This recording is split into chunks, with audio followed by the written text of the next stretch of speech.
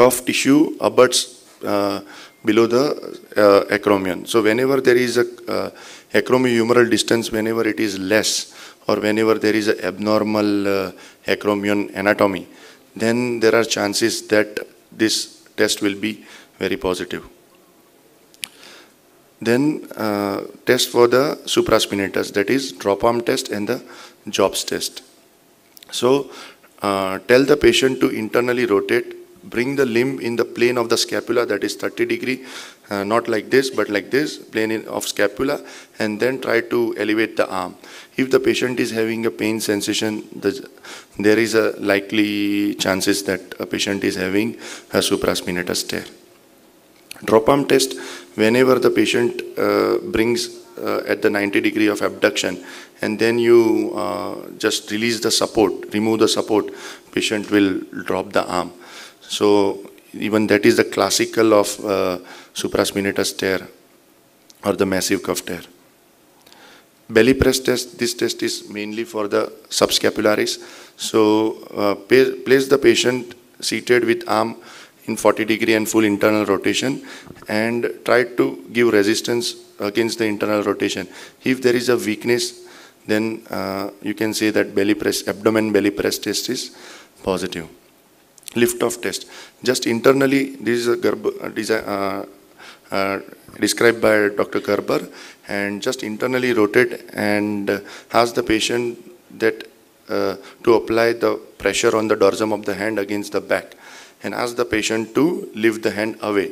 If the patient is able to do so, then the strength is good. If the patient is having a tendon rupture or the muscle insufficiency, then the patient will not be able to do.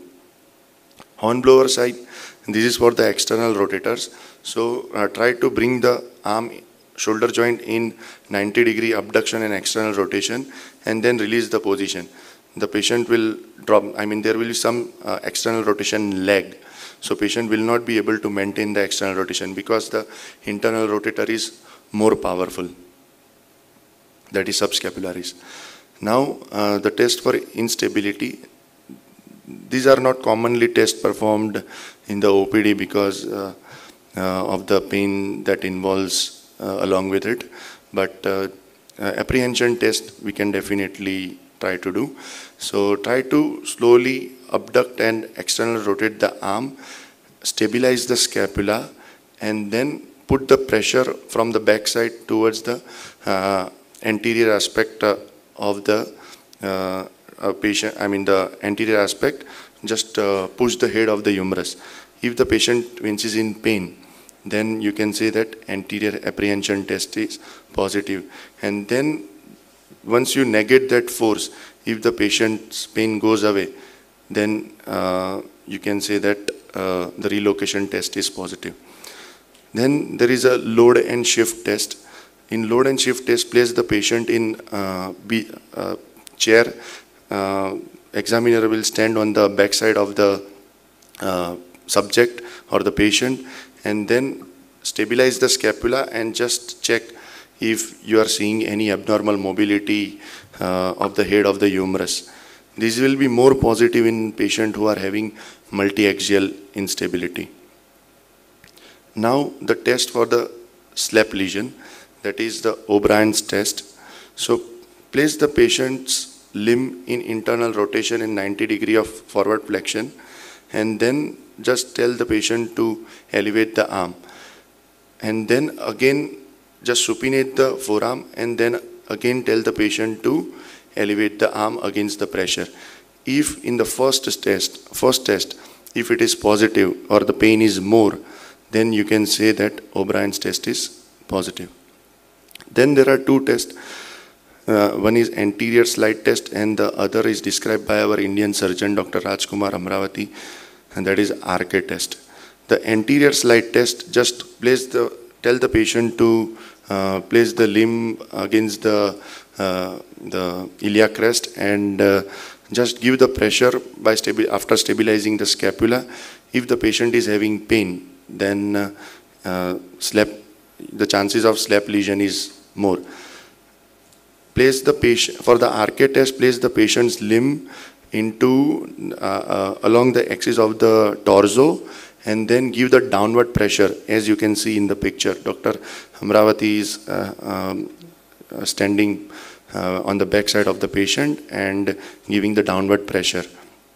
If the patient is having pain, then the RK test is positive. For the biceps test, for the bicep tendinitis, there are two tests. One is speed test and the other is Yergason test. For the speed test, just tell the patient to elevate the arm in supination, forearm in supination and shoulder in abduction, and tell the patient to elevate the arm. If the patient is having pain, then you can say that bicipital tendinitis patient is suffering from.